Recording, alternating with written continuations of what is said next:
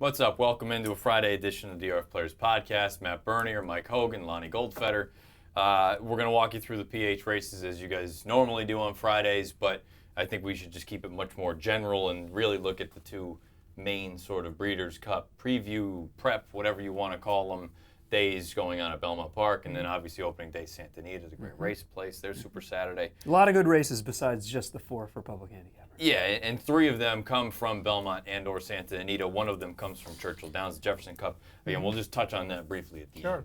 I like heart to heart in there, by the way. Oh, he does. You're giving away. You're giving away the secrets. I'm just kidding. That was last I year. was going to say. Well, look at this guy. He way remembers back all that machine, stuff eh? going way back. Yeah. Yeah. Let's just start, and we're going to keep it very loose, very general, because we're on the clock. So, Belmont Park. We'll start there. We'll talk about the Beldame. Short field, 6 horses. Certainly seems like, if Wedding Toast is right, she's the hands down the most likely winner. Yeah, where's she been? Well, she's been hurt. She's been a little bit ouchy. They tried to get a race into her up at Saratoga. Something didn't go right. They decided to just pull back and point for this race and have her ready to go. Are they thinking Breeders' Cup? It certainly sounds that way. Okay, because if she's been hurt and they go to this race and then the Breeders' Cup, it makes her a little more vulnerable. That's why I bring that up. Because I have always thought that I didn't know that she was actually hurt, which is actually, and I say hurt. She had important. little minor things. Oh, just like aches and pains. Yeah, nothing. Wasn't like a major. Get the king side, because I think on paper she's the best horse by far in this race. Oh yeah, sure. yeah. Yeah. And that's the No thing. debate. I mean, Yeah. and really, I think this is a common thing for the overall day between Santa Anita and Belmont is you have 1 to 2 really standout horses in a lot of these races, and ultimately, do you think you can beat them? Right, and the only vulnerability is now, do they want to give her a race before the Breeders' Cup? Even though this is a Grade 1, you sometimes think, well, what's the most important race? She's 5. I guess, I don't know how much longer her racing career goes on, right? Think about the future. Does she if she goes to the Breeders' Cup, is that the end for her? I mean, when you look at it that way. Probably. I don't know if we'd see her as a 6-year-old. Right. They probably breed her. So, if that's the ultimate goal, then she becomes a little more vulnerable in this spot. I mean, obviously on paper, I think she's by far and away the best, but if she becomes a little more vulnerable, maybe there's an option. What do you think? I'm with you. I do think that potentially she's vulnerable because she is the best horse in the race, but with the issues, with the idea that she doesn't need to win the race, this is just a setup for the next one. I like a horse like Hot Stones, who I think could be a good, favorable pace scenario, maybe even loose on a lead. Really? Has to improve a little bit. See, now that's stunning because Really? I think Wedding Toast is straight to the lead. Yeah, I agree with you, actually, because we talked about this before, Mike. I don't know that Wedding Toast is... I just to put it this way, I don't think that Hot Stones is loose only because Wedding Toast has speed, and that's kind of her game. So she's going to put pressure on the other horse, and the best horse wins. Right. Well, that's sure. the way I look at it. Yeah. Sure. But that last race, Wedding Toast set a very reasonable, I wouldn't say blistering pace. And if you look at the Moss pace figures, it came back slow comparatively. Even, fractions aside, it came back slow. Hot Stones has run some sprint races, could be a little bit forwardly placed, certainly looked good last out in the Saratoga Dew. I don't know. I mean, I just think if Hot Stones goes and gets the lead, Javier's on, Lizcano on Wedding Toast might say, okay, let's let this one go. We don't need to duel. We don't need to sacrifice the horse in order to get the lead. I don't know. I'm not saying it's a most likely winner. That's the one I would look to maybe take a stab with if I'm trying to beat Wedding Toast. Fair. They can't argue with that, like you say. I mean, there's nothing wrong with trying to take a shot against a horse who's likely to be 3 to 5. It's probably the most logical. And I'm against Carolina in this spot. I think a lot of people are, mainly because I just don't. I think a lot of people question why she's here and why she didn't run in a race like the Cotillion last weekend. Mm-hmm. Yeah, that's true. And her last race wasn't very good. I mean, No. the last race she ran just wasn't very good. And what happens is, what a filly or a mare throws a bad race, it could be a bad cycle thing. Because once they go a little off, they can stay there for a while. We'll talk about that a little later with Dame Dorothy. Yeah. I think for me personally, I think it was more of a distance thing. It probably is, but she just didn't do a lot well in that. It wasn't a good race. I mean, it's not the kind of race even on the cutback here. I mean, we're cutting back to a mile and an eighth right now, and it's. I'd still question if she wants 9 furlongs. And that's what I'm saying. I think that the difference even from a mile and a quarter to a mile and an eighth, even as a cutback on a distance thing, it's not significant enough. I think a mile and a 16th probably suits her a lot better. Here's the other negative. Todd, 1 for 16 with only 6 others that hit the board. They all take money, 3-year-olds facing older in Grade 1s. Yeah, I think we're totally in agreement that Carolina is definitely worth to bet against here, particularly at a short price. And I'd imagine the one has to be Princess Silma, right?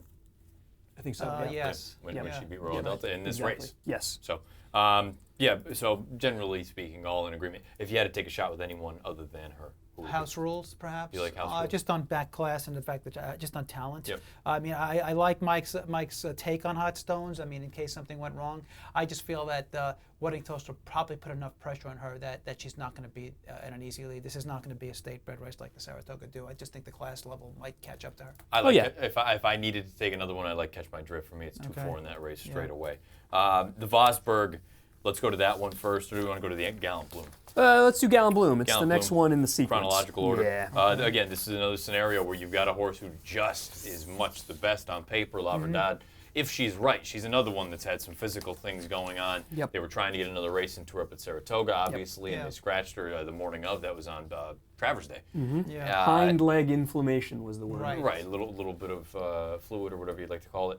At this point now, if she's the same mare, she is strictly the horse to beat in there. Now, you look at it a couple of ways. Do you believe in a Dame Dorothy? Do you believe in a Street Story? Do you believe in whomever else? I don't. I just think this is a race where she's going to need to be real. And keep in mind, this is another spot where I don't think she wants 6.5. I think she is 3/4 stone cold. Right. But guess what? I just think she's that much better than everyone else. I think you might be right, but at a short price, with these issues and these concerns, and like you say, I think a step beyond 6 furlongs is pushing it for her. I think she gets some company on the lead from Room for Me, and I do think it possibly sets it up for a horse like Street Story. It's notable off that horrible effort last time, and let's be honest. Dame Dorothy could not have run worse than she ran last time. And go on with it, but I have a totally different feel about Dame Dorothy in general. But go ahead. I mean, it was just a disaster, that last race. And to make matters worse, Javier jumps off, goes to Street Story. I think a horse like Street Story, if they do go crazy early, I think Street Story is in a good stalking position, maybe gets first run on the closers, gets a good price. I don't know if she's the most likely winner because I think it's probably La Verdad, but I just don't know how much I can trust her. If La Verdad is loose on the lead, she's really, really hard to catch. That's the Yes. whole thing with her, even at 6.5. Particularly at a Belmont Park. Again, the inflammation to me is a troubling thing. 'Cause as opposed to Wedding Toast, this is a real thing which she was scratched for. But that said, I don't know where they're going with her from here. Do you really think they're going to the Breeders' Cup with her? They are. Are they really? They said they are, and she's not nominated. For the sprint? Yes. This Really? is For the sprint or for the filly mare sprint? Filly Mare Oh, sprint. filly and mare sprint. This okay. is in order to win the money to pay for the get nomination. there. Yes. Okay. Now I got to be honest. If that is the plan, I don't think she has a chance in the Breeders' Cup. Just 'cause I it's don't at either. 7. I mean, Right. I think Seven, it's that's my whole question here was where they were going to go with the Breeders' Cup Well- and what they were doing with her. I think they look at it this way. Yeah. If she wins here, you basically get a free roll into the Breeders' Cup. I guess. If Yeah, she doesn't win here, you know that you've got a horse that either needs some time off or maybe she's done. She'll be 6. I mean, next year. she's already set. I mean, Right. she's got a nice resume. Right. You could do what you can with her and then retire if you have to. Right. But I think that if she gets loose, she's impossible to catch. It's just the way she is. That said, if I was looking for an alternative, I have 2 here. One would be maybe a Room for Me, who I thought actually ran good in the Ballerina. I think the cutback might suit her well. And the interesting was this Classic Point also. I thought that she might sit a decent enough trip, and she'll be a big price. And she's like the other alternatives. I don't know what to do with Dame Dorothy. The layoff lines do suggest there's physical issues. Maybe she needed the race. I didn't like the last race either. I agree with you with that. I'll tell you what the problem is. Dame Dorothy's not good. Period. Okay. Because Because I didn't want an argument. I didn't want any argument to try to use her. Dame Because Dorothy, I and I've just always felt this way. I talked about it last night on a radio thing. She's just, I've never ever thought she had any real ability. I don't think she's any good.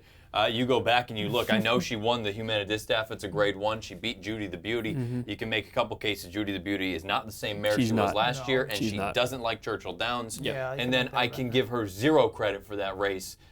Belmont, it was the Bed of Roses.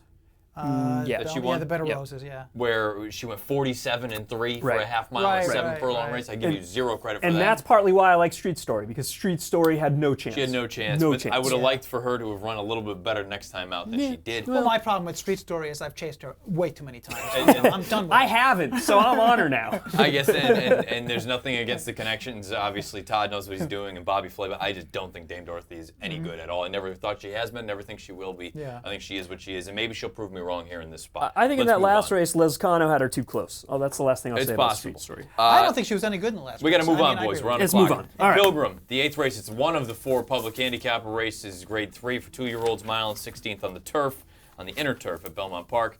I think this race goes through Chad. We talked to Mike Watchmaker in the Weekend Warrior. I would agree. He is on the number 6, Eidmelad, Yes. however you'd like to pronounce it. I think that one's very interesting. I personally, I'm rooting for my buddy Eddie Olchuk because he has a piece of the number 1 Raise the Bar coming over here for Chad. But I got to be honest, I didn't do a deep dive into this race. I'll let you guys talk about it for a minute. Here's my concern about the one. It's Chad, so of course he can turn them into anything when he gets them from Europe. But I never, ever like to see horses coming out of maiden auction races. It's basically maiden claimers That's fine. in Europe, Yeah. stepping into graded stakes. You know, Totally fair. I'm going to need a lot more than the 6-1 that I'm getting here, Chad or not. Right. But I do think the race goes through Eidmelad, who looked fantastic first out, gets Lasix off the win, is a half-Terutherian who, Lonnie, you and I both loved when she was running. She was a turf monster. She's a monster. You know, I think the race goes through that. The 6-horse, I'm just concerned about the price. I think 3-1 is probably a little optimistic. I might take a stab with number 7, Next Shares, who I think might get a favorable pace scenario, may not even want to be on the lead. You know, hasn't won a race, but has certainly run well in both starts. So, I think I agree. I think Eidmelad is the horse to beat here. I agree with Mike again. I think she's going to be a very short price.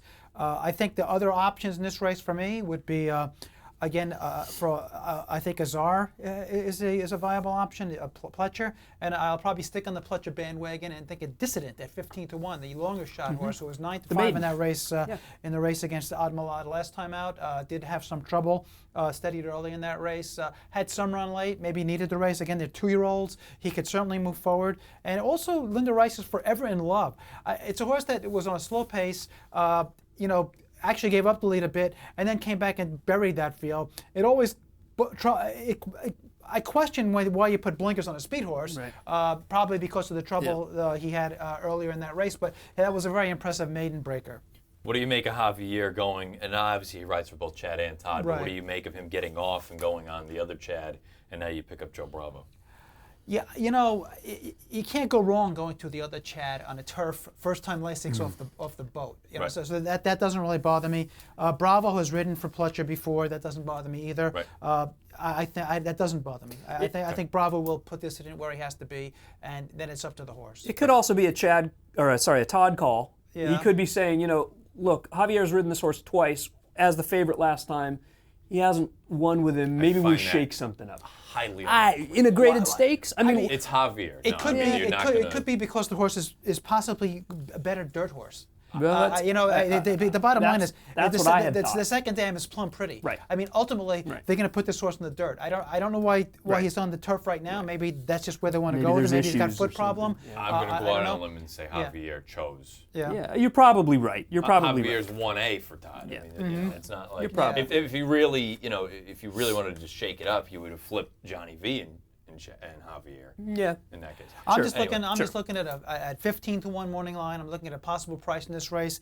To me, the race totally goes through Eidmelad, and that's an alternative for me, along with the other Pletcher and Forever in Love. That's the way I'm looking at it. The Vosburg 6 furlongs main track. Obviously, another situation where we've got one horse that is just an overwhelming favorite. It's Rockfall on the outside for Todd and Javier.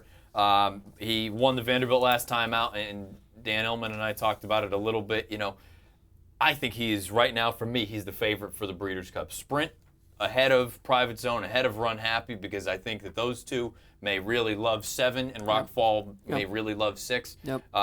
That being said, you know, he did look a little bit different last time in the Vanderbilt. Dan brought it up. You watch the head-on, not even necessarily the head-on, you can just watch the pan view of him going through the stretch. He's running, but he's looking a little bit out at the grandstand. His head's cocked a little bit.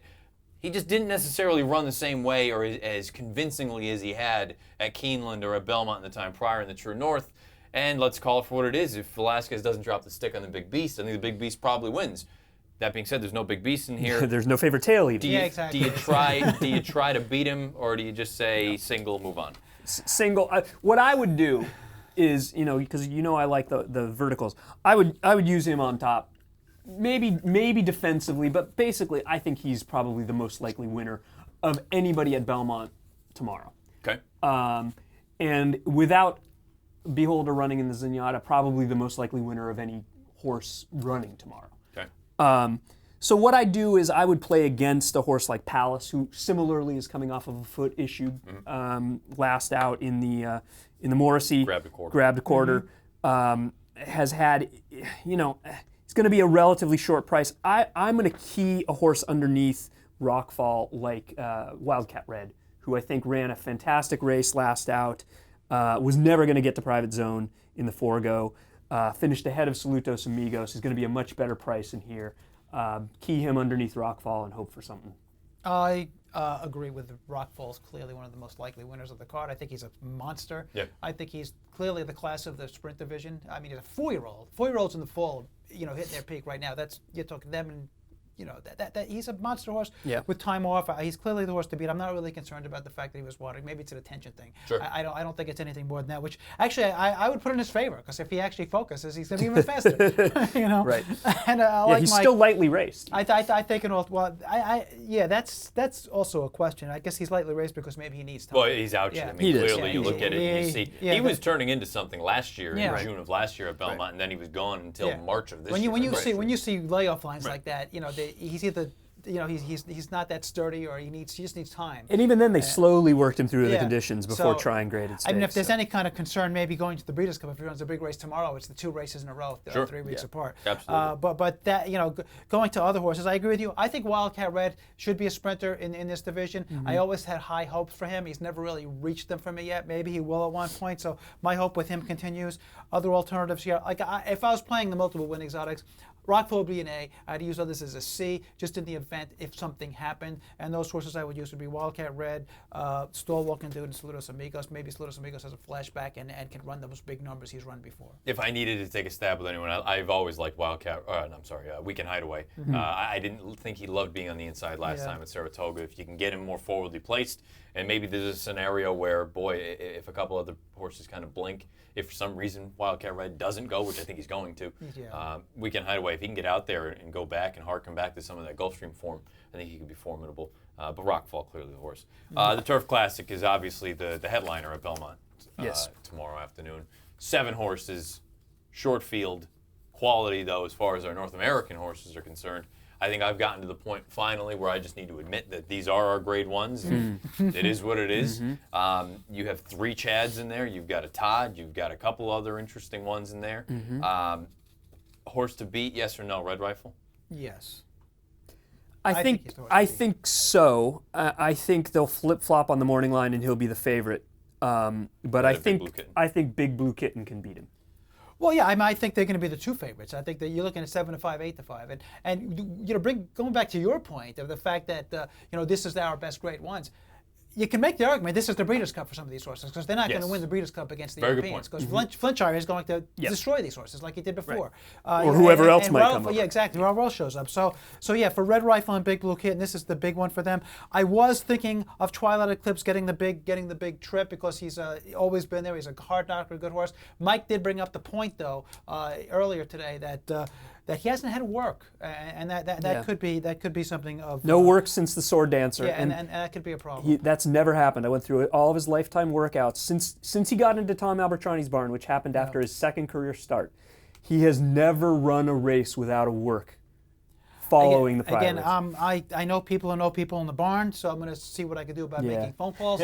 Only because that does concern me a little bit. Yeah. Otherwise, because I thought like he might be the price horse in here, because he can get the type of trip that, you know, if he goes up at that 5-1 or drifts up or something, because I think that Red Rifle and Big Blue Kitten are going to get bet through the, and Slumber will take money too. Yeah. So he's the horse on the outside who might be the price. Yeah. But if there's a caveat with that, again, I'm going to have to like do a little more homework on that. I even went further through Albertroni's database. 71 turf route graded stakes in the last 5 years, 20 of which were by Twilight Eclipse. Only one of them did he ever run without a work. Right. 1 out of 71. This is something he doesn't do. This is a red flag for me. He's one I would play out completely in the tries because I just think there's something up. As far as overall, let's just say we got an email earlier in the week. It was a really good email. Was it Paul? Paul Dana, I believe is how you'd say it. Paul. I'm just going to go with Paul. Paul. One, thanks for the email. You brought up the idea, Paul, that Shining Copper, if ridden like he's a good horse, like he can win, i.e. not as a rabbit. right, as not as a rabbit, he has an opportunity possibly, or could he possibly win? I talked about it when we did the race preview for it yesterday, Dan and I.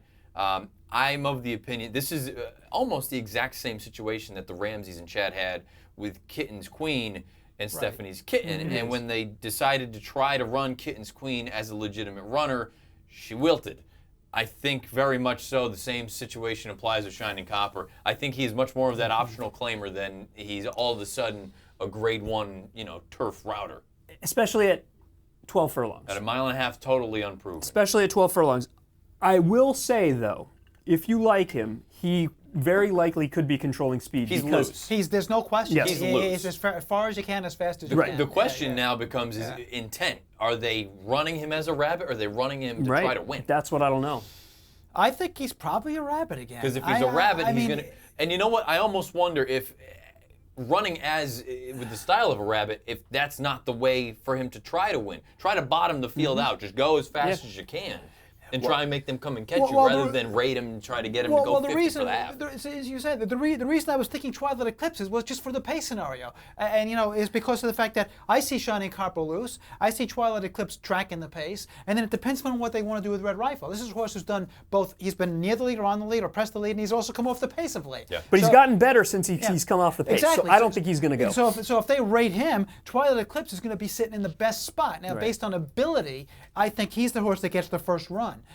Based on overall ability, I would like Big Blue Kitten in here. But he's going to have a lot to do. So that's why I think Shining Copper becomes the real rabbit here. And maybe, if a Red Rifle or Twilight Eclipse tries to go, he should set a salty pace, and then it sets it up for Big Blue Kitten. I'm stunned that I went this way. I've never, ever liked this horse. I picked Slumber. I think he has become a different horse since they put the blinkers on, and maybe that's all he's needed all along. Draw a line through the Arlington Million. He got steadied badly on the far turn when he was starting to make up ground. He did. And he essentially just got shuffled back to last. Draw a line through that. I think he comes into this and gets the job done. So it's funny, on the podcast, and I believe, Lonnie, you were on after the Arlington Million, I referred to him, or it was maybe Pete, I referred to him as the Turf Bayern. And not at all from a running style. But follow me here. He is a horse that when he gets bet, he's almost never wins. The only time he's worth betting is when he's a price. You go through and you look. He was the 3-1 favorite. He's 8th. 9-2. He doesn't win. He wins at 14-1. Favorite finishes 2nd. Misses by a nose at 11-1 against Mishawish.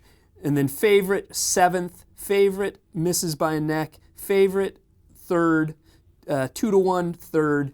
He's one that is a bad. I've always felt like he's hard to trust, and the only time you can play him, he's hard to trust, clearly. But I'm looking. Believe me, you got to demand a price. I disagree with that. I've looked at it always and thought that he is not good. Yeah, well, guess what? He gets overbet. Well, clearly. But I had always thought he was a complete bum. Yeah. They put the blinkers on, and he's a different animal. Well, it's and funny he you had, say that. he should have won the UN. Had he not had trouble, he was better than Big Blue Kitten. I actually picked him in the UN. Right. Actually, because I liked the blinkers that they put on the first time, I really liked his performance in the Manhattan, and I thought it was because of the blinkers. I was stunned. And so I picked him to win the UN, and I think I bet him in the UN, and of course I was disappointed. And he did have a hard time. And my only problem with this is I think he's the clear third choice. I think he goes over the 7-2, but that might be good enough. I mean, Yeah, maybe. But again, you need that pace up front to work. And actually, the way actually with Mike's news about the workouts, then it works out good because then Twilight Eclipse is not getting the first run, and he's going to be coming with the three big contenders. So and he'll be the best price of the three. Let's shift coasts because we're on the clock. Yep, we're on the clock. Let's go to Santa Anita. Obviously, opening day at the Great Race Place. They've got all their big preps. They've condensed everything because there's no Breeders' Cup, so obviously this is kind of their signature day. Let's start with, I don't know in chronological order which one is first. The front runner. The front runner, the 2-year-old boys going a mile and 16th on the main track.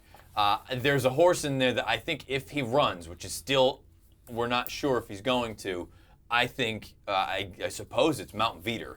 MT Veeder for Baffert. I think he is the horse. I know everyone likes Nyquist. I'm not convinced he can go 2 turns. Me too.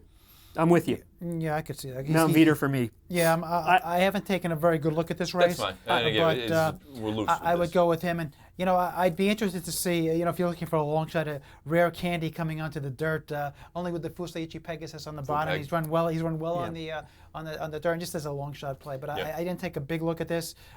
You got all these turf to dirt horses anyway, so it becomes a very tough race. It's a common theme for the 2-year-old races. I would try and beat Nyquist. I'm with you on Mount Veeder. I don't think you get the 6-1. The other one that's a little interesting is Swipe, who's lost the last 2 races to Mount Veeder. I think he gets a better setup here and probably wants to go a little further. And keep in mind, this is still depending on if he even runs. Baffert was non-committal that Mount Veeder would go in this spot. He was also non-committal about his other runner in the Chandelier, which we'll get to later. Yeah, we'll get to her. Is that the next one? No, the next one's the Zenyatta. The Zenyatta, which is essentially, we're going to call it this year, it'll be the Beholder. She's going to be 1-9. There'll be millions bet on her to show. Right. I think it's going to take something absolutely unforeseen for her to lose. I would agree. Right. Yeah, I think this race is pretty much a single pass, whatever you want to call it. I mean, it's like it's usual suspects. She's not going against any new runners, and she's a monster out there compared to these horses. Do you like anyone non-obvious to hit the board? That could become the play.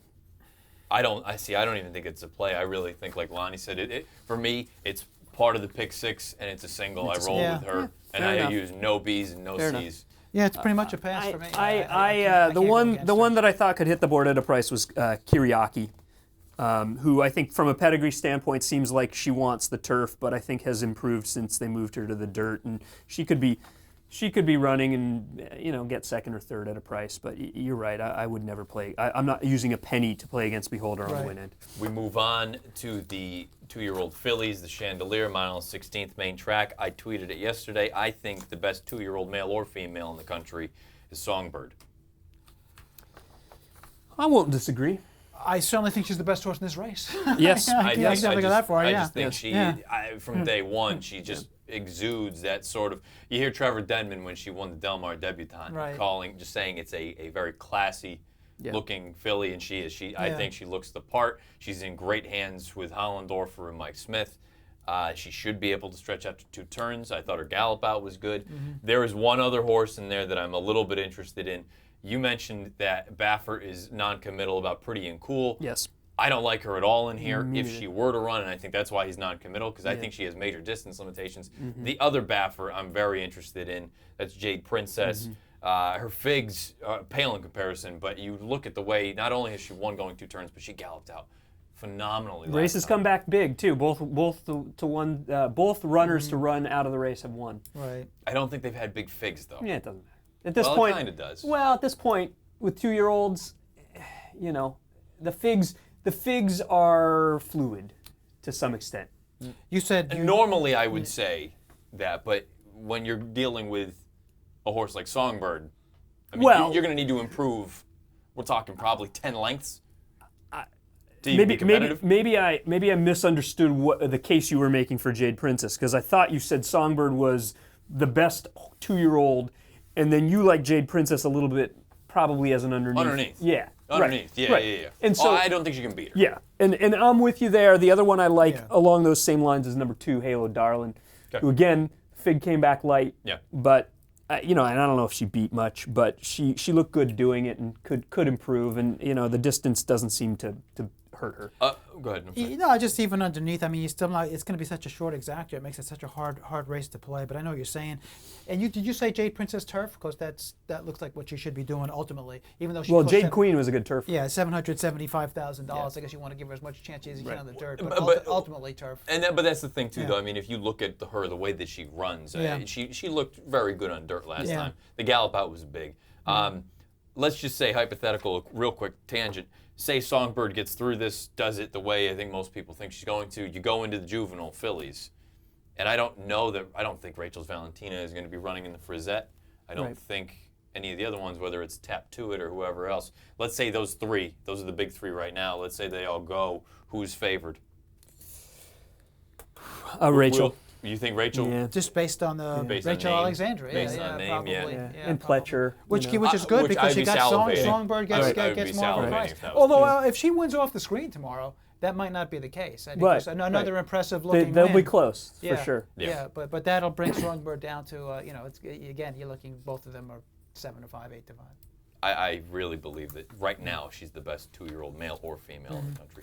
Let's go to 2 public handicapper races, the 9th and 10th. The 9th is the Grade 1 Rodeo Drive. Fillies and mares 3-year-old and up. Or as we like to call it when I lived in the Rodeo Drive. The Rodeo Drive. Rodeo Drive. Rodeo Yeehaw. 11 horses going. And it's a situation where I think you can go through. Fantacola is going to do her normal thing. She's going to go out there. The question is, do you think she can just steal it again? She's capable, I but don't. I would bet against her. But I don't. I would have to use her if I was using you're talking about triples or supers or even exactas. I would definitely think that she could hold on for a piece. There's another. This is a race with a really strong, likely winner in my opinion here, and that's number 8. Yeah, hard not to like. I mean, top choice as really? Well. Yes. First of all, Fantacola was loose on the lead. She did all the dirty work to get to Fantacola when she beat her 2 back in the Gamely. Who did the dirty work? Hard not to like. No. Hard not to like? Oh, okay. Yeah. Hard not to like came from the back of the pack and scooted through on the rail. Yeah, but dirty work. But she was completely paid. I mean, Fantacola was loose. Nobody was going with her. She had to run down a loose horse. She did it. She looked good. She flattered that effort. Look, any of these horses that she beat in the last race in the Diana, any of these horses would be favored if Hard Not to Like were not in this race, and they were. No, agreed. Guaranteed. Agreed. But I don't necessarily. I don't think she's like a slam dunk likely winner though. Well, I would say I would put her at least at 2 to 1. I don't know if she's worth a bet at that price, but she's going to be short, and I think she's legitimate, I guess is my point. What do you think? Well, I thought that Fantacola ran a good race, actually, in the game. I would agree. I sure. actually might have had Fantacola running. Although I do like Hard Not to Like in this race, I thought, going back to the Gamely, I thought that Fantacola was the tough lost loser in that one. I thought she deserved to win. She ran, and she was game too. She did. She did look home, but she also galloped out well, which she did. So that said, I liked Fantacola when she came back in the Royal Heroine. So I really thought that was a good race. But I agree with Matt. I know that I'd say that Hard Not Like did all the dirty work in there. She ran a good race, but I thought Fantacola ran the better race in the Gamely. That said, I also liked the way Hard Not to Like ran in the Diana. I thought that was a good race, and I just feel that she's kind of the now horse out there. She's one of the major contenders I had, and I did have her, and I had Photo Call as an interesting horse in this race as well. I think that mile and a quarter is probably at her limit here. I thought the mile and a half was too long, but I thought that Photo Call is with an 8 to 1 morning line and the posted in the 3-hole would get a good enough spot there, to make her move. So I thought her as a good alternative. There are a couple price horses in this race I like. I don't know if they're good enough. Maybe they are good enough to beat Hard Not to Like, but number 5, 3 Hearts, I think can be a player at a price and certainly can hit the board. at a big price because I think you want to talk about one that was really pace disadvantaged in the Gamely, and it was a runner like Three Hearts, who never really had much of a chance to rally with Fantacola going loose on a relatively easy lead. I mean, in that race, I thought Bling Is My Thing was going to press her, and she didn't really. And a horse like Three Hearts was, I think, the most disadvantaged. She comes back against boys. She didn't run. Maybe she got beat by the Pizza Man, who obviously flattered that effort. Draw a line, and the only reason I'm gonna cut it because I picked her. Yeah. Okay. Well, fair. Then you continue. We'll draw a line through the Stars and Stripes. She was hung about 17 wide throughout in the distance, and the boys the whole nine. Yeah. Something must have gone wrong in the Gamely as well because she didn't run at all, and then she was gone for a while. So I'm looking at it saying I don't know. That was the beginning of her, they needed to give her a little bit of a breather or whatever it may have been. Those 2 races prior to that, Santa Barbara, she was terribly unlucky to get the job done in there. And then Santa Ana, she just got nipped by Hoop of Color. I think that she's really good in here at 1.25 miles. I like her. I think this race, something nutty can happen in here. I think she can win. The 1-2 that I picked the 5 Three Hearts, and then second I had the 1 Star Act. That was the other one I was going to say. I think this race, That's because the exact other hard one. not to like, I'm throwing her out. Because Really?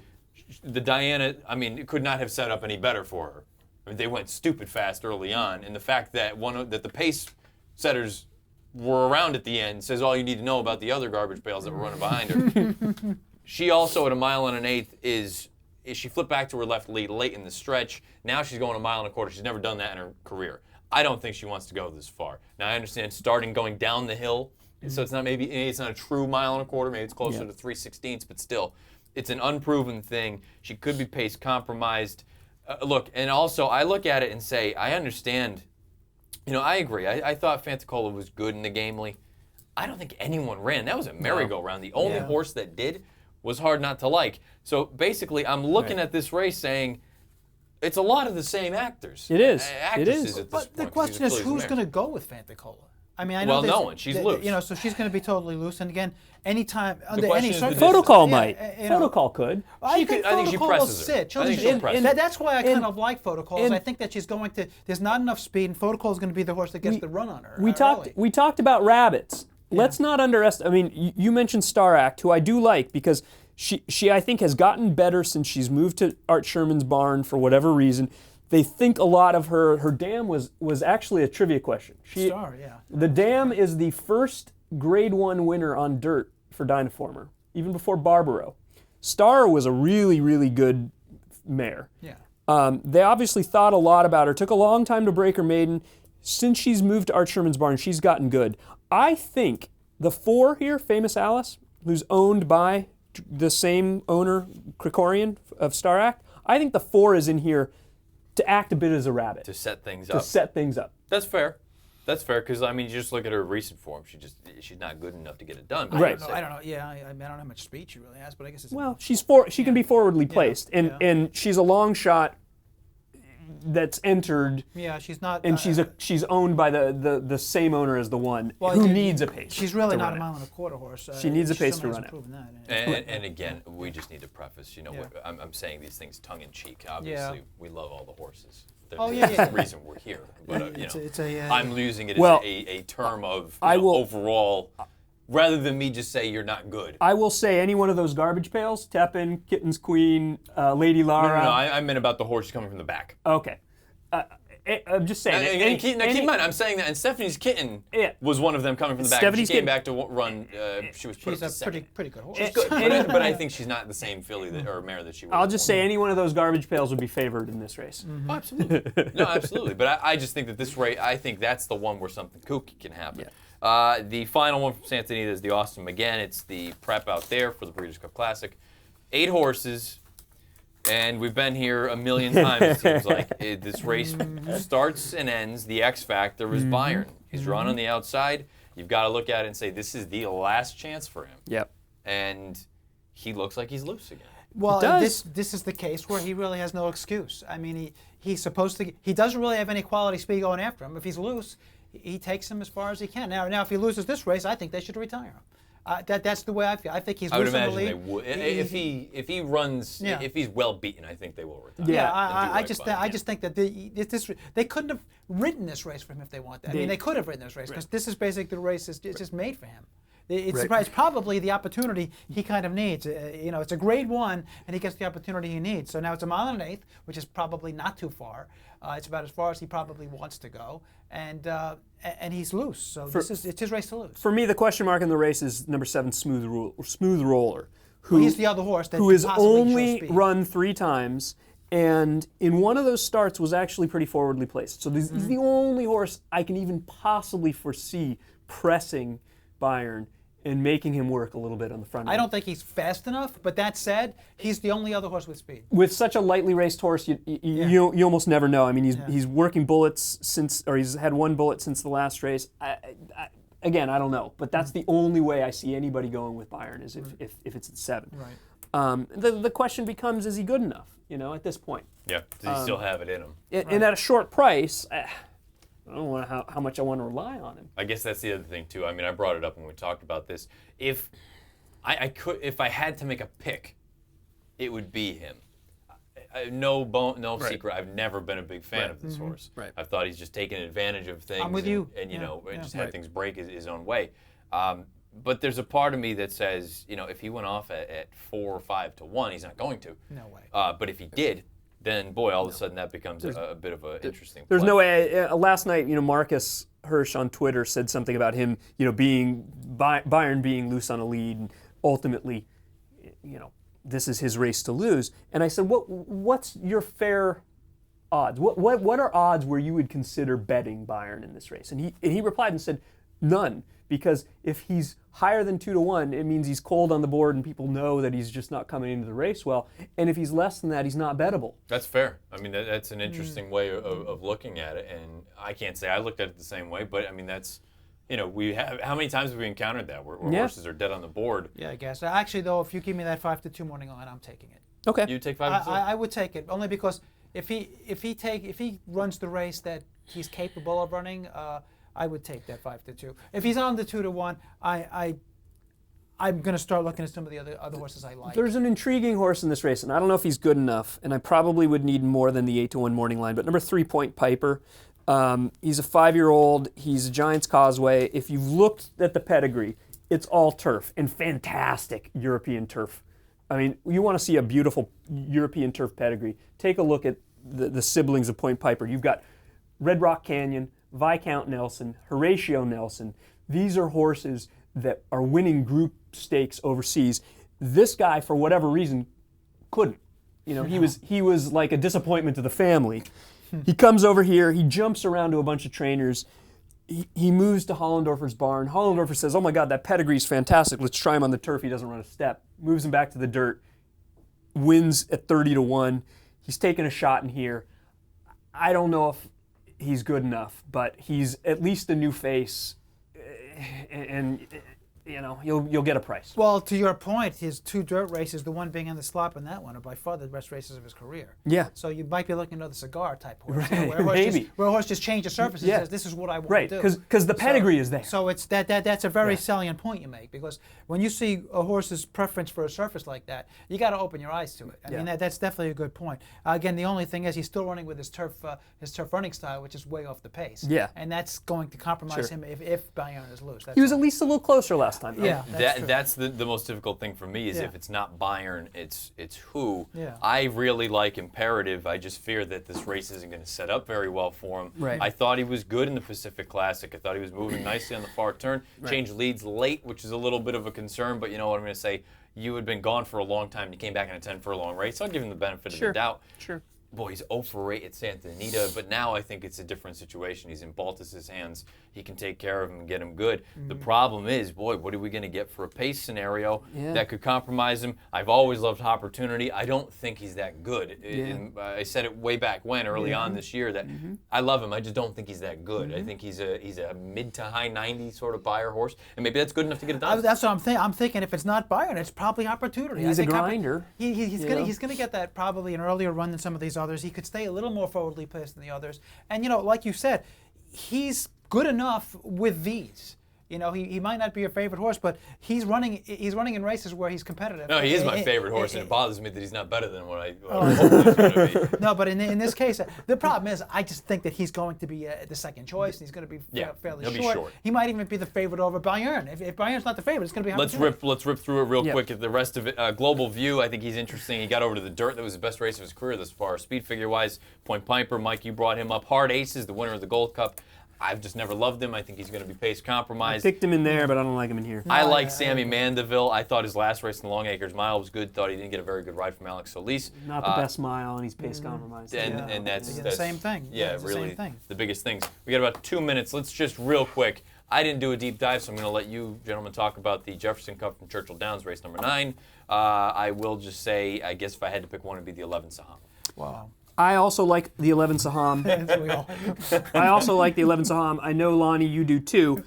I have to say, if you like Saham, you got to like Flashy Chelsea at a better price and coming off of a win last out at Kentucky Downs. 12-1 morning line. Number 9, Flashy Chelsea is going to be my pick because 2 back, they ran together with Saham. Flashy Chelsea was caught way wide, steadied in the stretch, missed second by a nose behind Saham. Basically, the two ran the same race at the finish. He had more trouble, has come back to win since. I think he could be a big player at a price. The only... Well, go ahead, I'm sorry. No, I'm sorry. I was going to say the other horse for me in here was Nonetheless on the rail. Okay. And the irony, if you look at his PPs, it's actually kind of funny because, and I know this is not by design, but every other race he shows speed. Yeah. And then when he comes off the pace, he's as effective showing speed and he is coming off the pace. And it's like, well, I guess given the way he's been running, I guess he'll show speed tomorrow. Yeah. But I think that he's the other horse with Florent Giroux on the rail. But Saham was my top choice. The only thing that I would try to be, play devil's advocate with the Flashy Chelsea Saham thing. Flashy Chelsea looks just like Gallery does. I don't think he's gotten any better. I just think he is what he is. I think Saham is getting better. I think he's figuring things out. But that would be my own. But again, possible. It's hard. You can't knock someone taking a shot with a price. It's possible. No, you can't. I mean, Flashy Chelsea has not really had the class test per se, as at least Saham is running in the Transylvania. Had some stakes experience, has been up against it a little better. Flashy Chelsea is consistent though, which I think makes Flashy Chelsea a very good exotic horse. Mm-hmm. Down and dirty here on the Friday edition Yeah. of the DRF Players Podcast. Belmont knocked out Santa Anita. We took a quick look at that race from Churchill Downs. Closing thoughts before we cut for the weekend? We didn't get a chance to talk about it, but we got $1 pick 6 now in the Breeders' Cup. So maybe that's something we can discuss on a later podcast. Wow. That's interesting news. But again, it's not a Breeders' Cup thing. That's a Keeneland thing. Right now they've announced it for just the Breeders' Cup. I don't know if it's official yet. Well, they did it in the spring. Okay. They go based on track jurisdiction. So it's a Keeneland $1 pick 6. And it didn't do much as far as handle in the spring because everyone loves the 50-cent pick 5. Right. The pick 5 is where it is. It's a great value. Unless you're playing the $2 pick 6 in New York, California, or a 20-cent pick 6. Right. The $1, it'll be interesting to see how it does. Yeah, that's right. In the spring, there was a pick 6 pool that carried on the day we had the office contest where Wayne hit the cold pick 6 but did not play it. And that was a Keeneland? It carried. Yeah. He had it cold in our office contest and he didn't play. At Class Handicapper, the best mule figures in the world. That's right. He's the only guy I know. I think I started with mules. I started and stopped with mules very quickly. Wayne continues with the mules, and he makes his own figures. He does. He makes his own figures. He does. He's the Andy Beyer of mules. That's right. Thanks for listening. Thanks for watching. If you're watching on YouTube, if you listen on iTunes, SoundCloud, the website, DRF.com, whatever it may be. However, thanks for paying attention, joining us for a Friday. We'll see you back. Somebody will be here. Hogan will definitely be here. I don't know who else will be here on Tuesday. We'll see. Find out. TBD. Best of luck this weekend. Take care.